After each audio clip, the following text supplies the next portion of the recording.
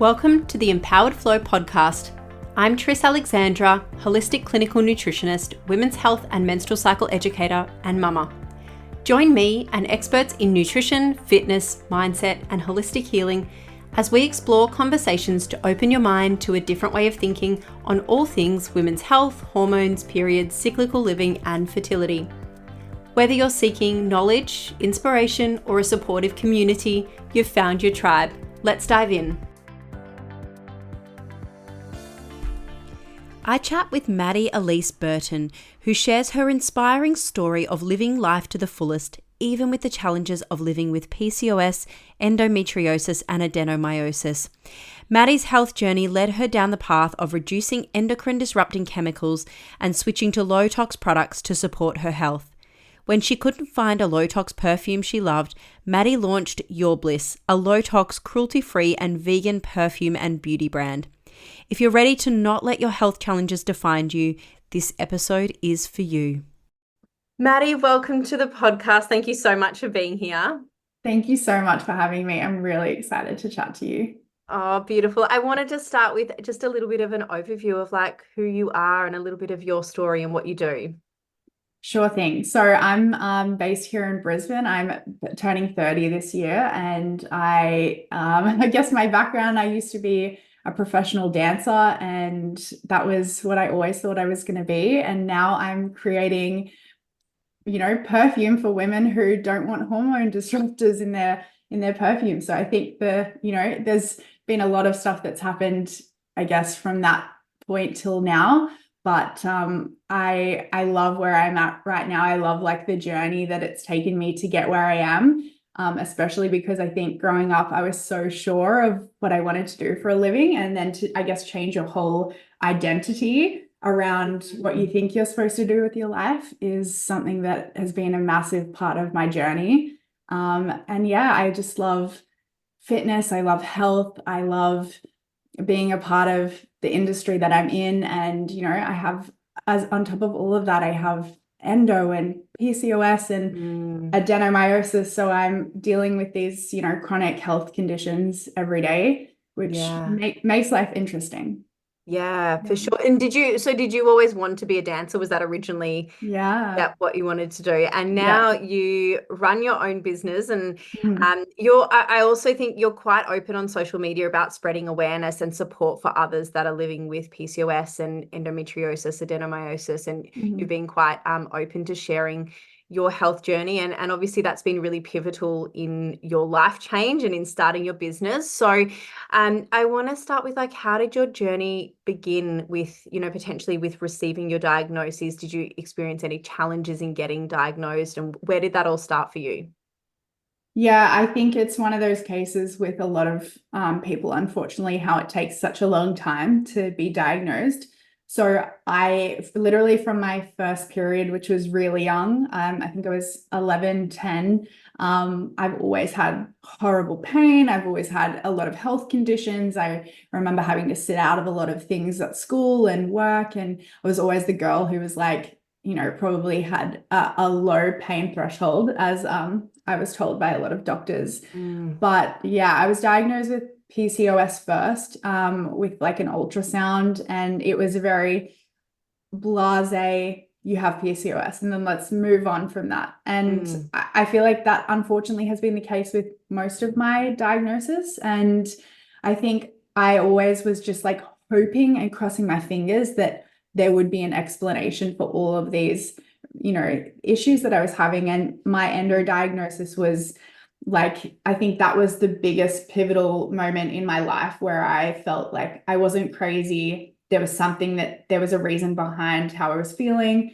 But that part happened really quickly. So it was almost 10 years of not being diagnosed to, you might have endo, let's go into surgery. Yes, you have a lot of endo. It's embedded in your bowels. It's attached to a lot of your organs. And then I guess life kind of began after that for me. So it and as well with the adenomyosis, that was after my endo, and that was very much oh yeah, you have this as well. And it's such a throwaway thing. And then you've got to educate yourself, you've got to find supportive people, you've got to deal with this and it's just really frustrating that that has happened like so many times, and it happens to a lot of women out there. So yeah, I totally understand from, I guess, from a personal experience perspective. I've got PCOS as well, and I was diagnosed, it was quite a long time ago now, but I had the same experience where it was, oh, you have PCOS, here's the pill, just come back when you want to have kids. And that was, it's just this, like, I was just this young woman, like this barely 20-year-old sitting in a doctor's office, having no idea what that meant, having no idea what that meant for the rest of my life and how that might change my health, or having no idea, like, it was just this feeling of like, oh, my body's broken, or what's wrong with me, or like, why has this happened? And I don't have any information, and I don't have any support, and I don't know where to go. And I think a lot of women experience that. It's like the really challenging side of being diagnosed with something that has a significant impact on your life. But you're sort of left with, well, what now? Yeah, that's so sad that you also felt like that too. I have a lot of friends that feel the same. And like, I remember looking back to it, my PCOS diagnosis, I remember the conversation was kind of like, you have this thing, and then maybe you should look at freezing your eggs, when I was 19 years old or 20 years old. And I'm like, that is such I was like, that is not even in the realm of things that I'm thinking about right now. And I just felt there was no, like that's such an intense thing to say to someone so young. And and then I just kind of moved on from there and didn't do anything about it, because I was like, this is just so overwhelming. So yeah, that's super sad. Yeah. And I think the hard thing is as well, I know it can take, I think it's on average 7 years for a woman to be diagnosed with endometriosis, and to go through, like, multiple appointments, potentially multiple doctors or healthcare practitioners. It's not an easy thing to diagnose, like having, often women will be told, oh, we think you have it, but you need surgery to confirm that. So that's just a whole nother thing to then go through. So what was, if you don't mind sharing, like, what was your I guess where did your journey go from there after your diagnosis? Where did you go to for support, or what happened to you after that? I guess, like, initially with my diagnosis, I felt like so much relief. And then I actually ended up in emergency hospital maybe 2 days after that, because I had internal bleeding from my first surgery. Which has actually happened to me twice. So both laparoscopies, I've ended up back in emergency, which is just like, that's just a whole other realm of anxiety that comes along with this disease that, like, can't be treated or can't be confirmed unless you have the surgery. So that's just, intense in its own right. But I felt this relief, and I honestly, like, I had this new lust for life, because I think the surgery did, I guess, after my emergency visit, it went really well, and I felt like I had more energy. I literally looked like two different people if you look at, like, the before and after, which is, it doesn't happen for everyone, but for me, it really worked. I did feel really alone though, because it's not like this surgery is this magical thing that happens where you're instantly, everything is better, because sometimes I still have pain. I had to have the Mirena in after that surgery. And the feeling that, I guess, with endo and PCOS, it's very, you can never know what's going to happen. It's like every day you wake up and you go, I hope that today is a good day. And for someone, I guess the people around me who had never heard of endo,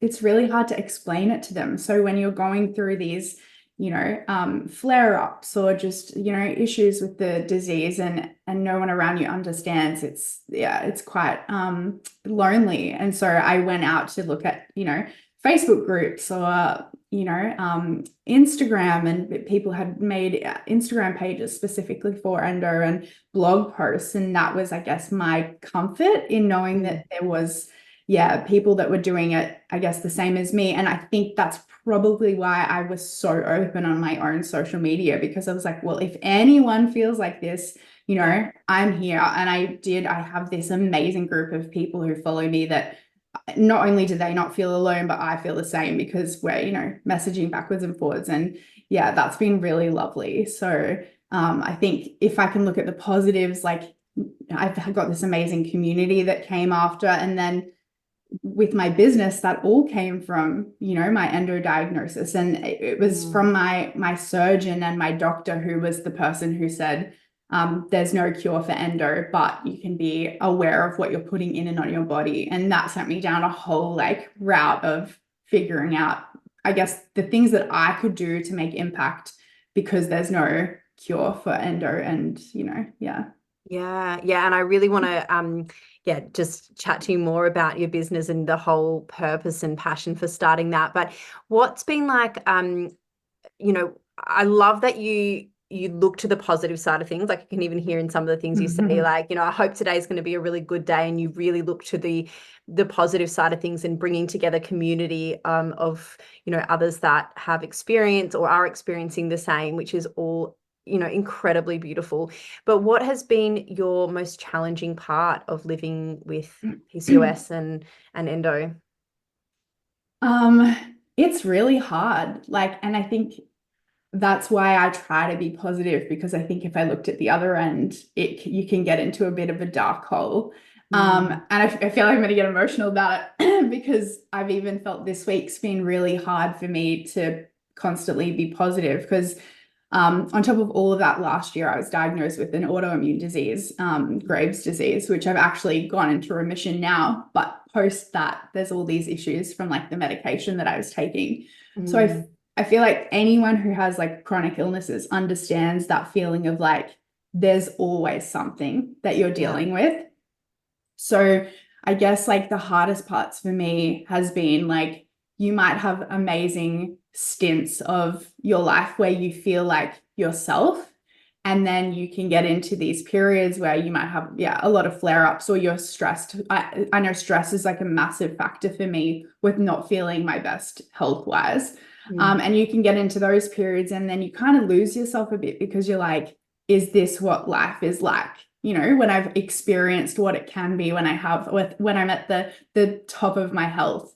So I think that never knowing what tomorrow brings in terms of, or even in the same day, you could be feeling amazing in the morning and, you know, could eat something that gives you a flare up. So yeah, it's the living a day at a time, trying to show up as best you can, never knowing, you know, what tomorrow brings. That's probably what it is for me. And yeah, that can, if you focus on that for too long, it can be a real downer. So that's, I guess the reason why I do try to be as positive as I can. Yeah, I love that. And I've had, you know, not only for myself, but also clients that have felt like, just looking at the positive things, but also getting like support or having a team around them or having people around them that understand, as well as help it, like them understanding themselves and their body, and, you know, potentially what's triggering for them, what's helpful for them. Those kind of things have been really helpful for some of my clients. I know I had one beautiful woman who, she just said, you know, it just felt like when I was diagnosed and I started Googling things and looking out there, it was like everything just felt like doom and gloom. But like, you know, it was just like, you know, oh, you'll have this health risk and this health risk, and you got to think about this. And she just felt like everything was doom and gloom. But then the more she sort of looked to the positive side of things and like, what can I do? What can I do to support myself? You know, who can I get support from? Made her feel a lot better along that journey, because it can be, you know, it's a lifelong journey, really. Yeah, definitely. And how is like, because you mentioned about like, you know, stress is a trigger for you. How, I guess, did your journey evolve, and how did you find out, or how did you get support in working out, like, you know, what was helpful for you? What was impactful along your journey? I think I had a really good upbringing of looking at both ends of the spectrum with like medical and holistic. And because like growing up, my little brother had an autoimmune disease and he had both, and that really helped him. So I think that's really helped me. So looking at both ends that work in unison together have been amazing. So I've seen a lot of like health professionals, you know, who look at a lot of different things. And I think the combination of everything has probably been my saving grace. So yeah, like I look at, you know, the food that I've eaten, and I know that inflammatory foods really affect me, like gluten and dairy. Does that mean that I stick to that all the time? No, it doesn't, but my body tells me afterwards. Like the kind of exercise that I do, I used to be really into high intensity training, and I know that that makes me feel awful now when I do it. So I've really had to change to, more strength or Pilates and slower kind of movements, which is fine. And then I guess also the chemicals that I use in my home, on me, like on my body. I think joining all of those things together is when I noticed the biggest change in how I was showing up and how I felt in my body. So yeah, I think both areas can work. I don't think one is better than the other. But yeah, I'm glad that I had that like open mind, I guess, to, look at both sides. So yeah. I love that, because I think, and I totally agree with you. And I think looking at, both the advances in medicine and in science and the things that we know and the things that they're able to do is incredible and can be so helpful and so impactful for people, particularly if you're living with a chronic condition. And then looking at your body holistically and looking at all of those things that might be impacting us, lifestyle wise, nutrition wise. And look, I'm totally the same. I know that gluten doesn't do so well for me, and I will still have an almond croissant every now and then because life. Because that's delicious. But it's I guess it's having that awareness and knowing how you can, best support yourself, or just, having that awareness around it. But yeah, I love that you look to both sides and incorporate. And I always say as well, like having a team around you can be so helpful too. Yeah. Whether that's a, support, like community support, or whether it's a team of different healthcare practitioners can be so helpful. Yeah, I agree for sure. Yeah. And how is it like, because obviously you grew up as a dancer and being really into health and fitness, which you still are now, but how is the like being diagnosed, I guess, change and evolve that health and fitness journey for you? I mean, it's interesting because like when I was growing up, dance was a huge part of my life, but I didn't even like really look at it as fitness. And then I had this period of like graduating high school, I gained a bunch of weight and then went into the actual dance profession. And I was told like I was too fat to be a dancer. And so then I had to go through this whole, really strict being weighed every day and watch what I was eating. And so that changed my whole view of how I looked at exercise in my body. I looked at it as a like form of torture or like something that was not a nice thing. So when I got out of that dance industry, I fell into the fitness industry because I loved, I guess, changing how I felt about it back then and being like, it can be something that's empowering and it can make you feel good. And I started to not put pressure on myself about what I was eating, and I exercised for the fun of it rather than as a punishment. And so that was amazing. And then when I started to really have all these health issues, it affected it so much because I found like fitness was my outlet for feeling better. And then I almost was like stopped to do that. And that really messed with my mental health a lot. So I've had to really change the way that I look at fitness, and it's taught me so much about my body and just about not putting so much pressure on myself. And I know over the last few years, like my weight has fluctuated so much. And I used to be pretty harsh about my body. But then I look at how far I've come with, everything to do with my surgeries and how much pain I can be in certain times. And it's just made me, I don't know, a lot more compassionate towards my body. So if some days I can show up and a walk is all I've got in me, then like that's okay. Whereas if I look back 5-10 years ago, like I would have beaten myself up over not being able to go hard out and exercise every day. And so I think having these chronic illnesses is, I don't know, taught me a lot that I'm almost like grateful for that, because I think I would have had to have learned those lessons maybe after I'd had a baby and looked at my body and, I don't know, felt a certain way. So yeah, I think I'm grateful in those ways. Yeah.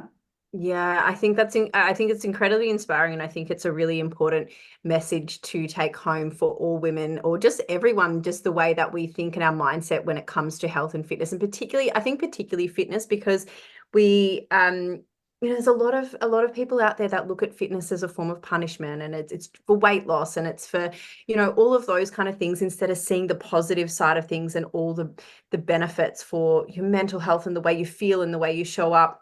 And using exercise for, many other reasons other than just, to impact the way your body looks. I think that's a really, really important message to share with people. Yeah. I love to talk about your company, your business, Your Bliss, because this has obviously been, your whole journey has led you down this path of starting your own business. Can you tell us about your journey with Your Bliss, your passion and mission for starting this, and where that all began? Yeah, I'd love to. I think it's definitely something I fell into because I don't know, I have no background in anything to do with business or marketing. And as I said, dancing was what I thought I was going to do for the rest of my life. But I guess after my surgery, when I went down that road of swapping over the things that I was using, I swapped my deodorant and my toothpaste and makeup and all of those things. And I don't know why, but perfume was the very last thing that I had on my list to swap over, because I remember growing up and like seeing the perfumes on my mum's countertop was like, I loved looking at all of the different beautiful perfumes that she had.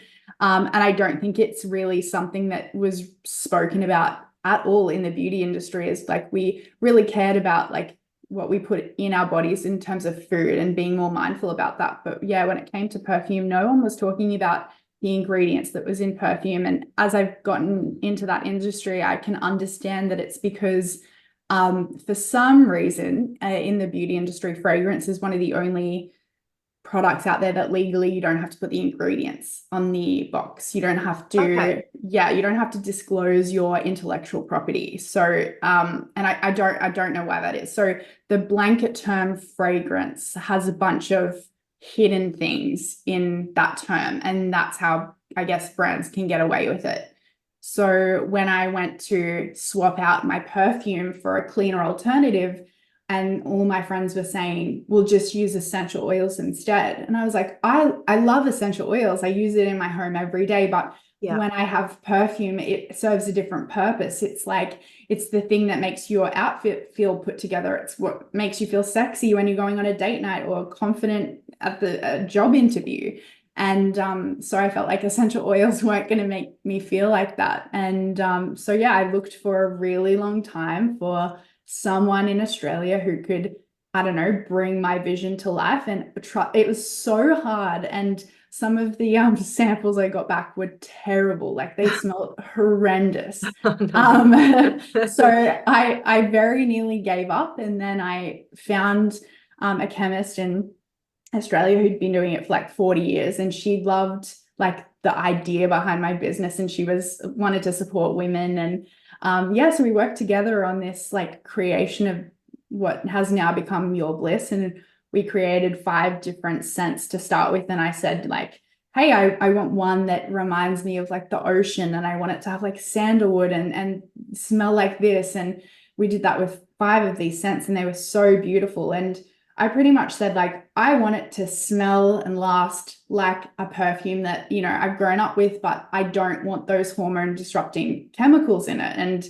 that's pretty much, I went down that route of figuring out what is actually in the blanket term fragrance that are unnecessary. And those, parabens and phthalates and synthetic dyes that are the hormone disrupting chemicals, like that's the thing that's going to have the biggest effect on me, someone who has PCOS and endo and adenomyosis. So I was like, well, they don't need to be in there. Like, let's get rid of them. And that's what I think is a lot of people don't know is I didn't know until I did some deep research in it, and it became a whole brand. So it's been a really interesting decision to start this business because I had absolutely no idea anything about it before I started it. So yeah. Yeah, and I think because I talk a lot about, to my clients or online, I talk a lot about endocrine disrupting chemicals and switching to, the low tox alternatives and things like that. And it can feel really overwhelming for people because there's so much. Like you think about, oh my gosh, my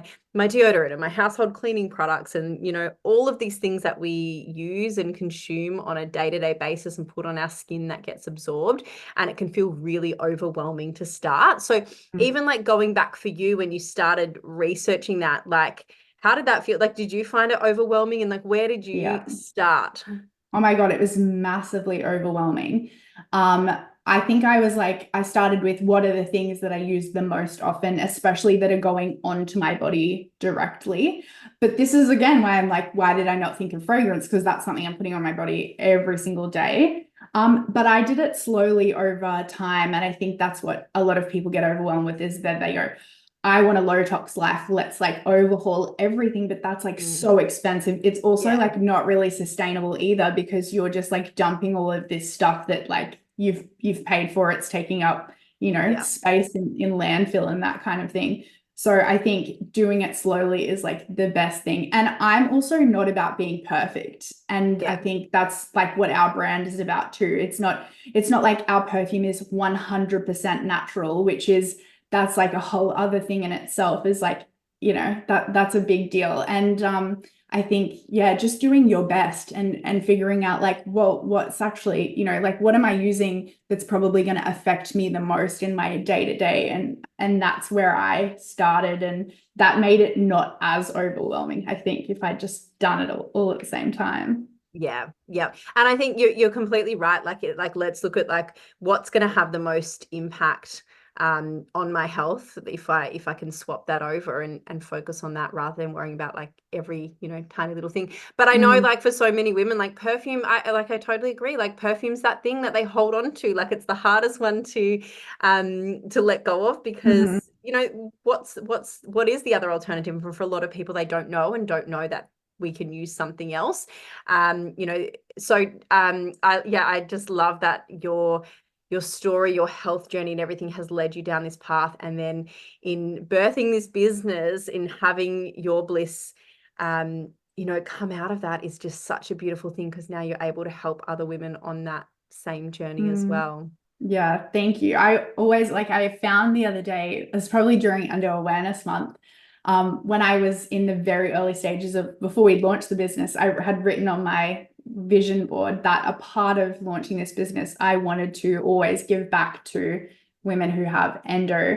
And so every year we, donate money from, especially around Endo Awareness Month, back into different charities and organizations for endo. And I guess like the part of the awareness of the brand as well is something that's massive for us. And I'm really glad that that's carried through from like, that initial vision board all the way up till now. And it's only getting better and better every year. So yeah, I love it. It's that place that a lot of women, have come who do have PCOS or endo, and we can, have this little gang together and it feels like, a lot less lonely. I love that. And what's your journey with business been? Because well, I know for myself, like I never thought that I would have my own business. It was never in my mindset, but the same thing, it was my health journey that led me down the path to studying clinical nutritional medicine. But then, having a business is a whole nother thing. And I think again, like if we talk about like having support around you and having, just following along other women's journeys in their business as well is so incredibly inspiring and empowering. But what's your journey with business been like? I mean, business is hard. It's so difficult, but I also I had to cry about it this week because I was like, oh, this is so overwhelming some days. But I also don't think I could do anything else now that I'm here. I always felt like it was where I was supposed to be. And I do believe that like we all end up where we are for a reason. Like, your health issues probably were like, that was meant to happen so that you could be where you are and help as many people. So I do believe that like at a core level. But it's been amazing to be able to like I guess, have this thought in your head and then see it become a real physical thing where, you know, getting reviews from women who have worn our perfume on their wedding day and it's like the most special thing to them, or that, you know, we do a lot of expos and pop-ups and women come over and they go, oh, no, I can't wear perfume because it gives me a headache instantly or makes me sneeze. And then they smell our perfume and they buy it. And it's the first perfume they've bought in 10 years because it doesn't affect them like that. Like, that's so special. And I don't think I've been ever able to get that much like fulfillment and joy out of anything that I've done prior to owning a business. So that makes all of the hard days worth it for me. Yeah, I bet.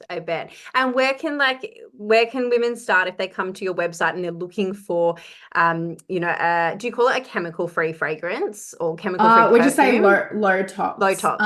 Yeah. So we use like a combination of naturally derived, like essential oils, and then there's a couple of like safe synthetics in there that we make sure are, you know, fine for any of those hormone disrupting issues. But yeah, we have our discovery set, which has like a little one of each so people can try, because I know that buying a perfume online is really overwhelming.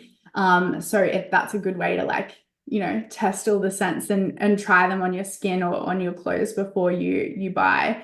And I think like with, you know, creating these scents too, it was such an overwhelming process that I think as with perfume, it's one of those things where you're like, well, I want it to be as clean as possible, but I also want it to last for like 8 hours. I don't want to have to keep chopping it up. And I want it to, you know, smell amazing. I don't want people to say I smell like essential oil. So all of those things was such a interesting process. And I think I'm really, I'm so happy and proud of the scents that we currently have. We have 6 scents, and they're just like, when I get to see people's reaction to smelling them in person, it makes me so happy, because that's when you go, oh, like I'm not the only one that thinks they're great. There's other people too, you know? So yeah, I think discovery set's amazing so that you can try all of them first. Yeah, perfect way, because yeah, it's just a great way to like test all the scents and see what you like. And I think really nice for like a gift as well. Like, I'm just thinking like, oh, I just want to gift that to other women so that they can try it for themselves and choose like what, you know, what their favorite scent is. And oh, just beautiful. I think it's just, your story is, yeah, like I've said, like it's just so inspiring that you've turned something that's been incredibly challenging in your life, and you know, such a, I guess, a pivotal moment in your life, being diagnosed with those conditions and then turning that into something so positive and so empowering and helpful and supportive for other women is just like, I just love your story. Thank you so much. That means so much. And like, truly, the other part of this that I'm reminded all the time is that with these chronic conditions where things can come up all of a sudden, I'm so grateful that some days I can work from my bed when I'm in so much pain, because I don't know how I did it back then. I don't know how I did it during a full-time job for someone else, because you really did just have to like suck it up, because no one really understands. Like most bosses, you know, or managers, they just don't get it. So that is something else that, by having this business, I'm beyond grateful for the support of people that, you know, it's been 4 years now and we're still going really strong. And that, like, people's support has enabled me to be able to work when I need to and stop when I don't. And so I think, yeah, that really reminds me every day that I'm like, oh, I have endo or I have PCOS, because I'm just, you know, having to work around those things. So yeah, I'm really grateful for it. Just, you know, being where it is today. So yeah, and I'm really grateful that you're so open, not only now, but like even on your socials, in talking about your experience with endo and PCOS, because like you've said, like I don't understand how women do it when they're in, you know, chronic debilitating pain and it's impacting their quality of life, and then they go to work every day and people around them don't understand, because it's not just a painful period. It's not just, well, you're just a woman with a painful period and just, you know, take a couple of Panadols and you'll be fine. Or it's, you know, like, it's so much so much more than that and so much deeper than that. And it's really hard for people who don't have a lived experience to understand that. Yeah, especially because it's like a disease that if you looked at someone, you wouldn't know. Yeah. Like it's, just one of those things. You could look really healthy and everyone's like, what are you complaining about? You look fine. So yeah, it is one of those things. Yeah. Yeah. Anything else you want to share, whether, maybe for any other woman out there who's maybe on a similar journey, or maybe they're at the start of their health journey or start of a diagnosis, like anything that you want to say or share that you think could be helpful? I think a lot of the things you have said will absolutely be, but any lasting words? Thank you. Thanks.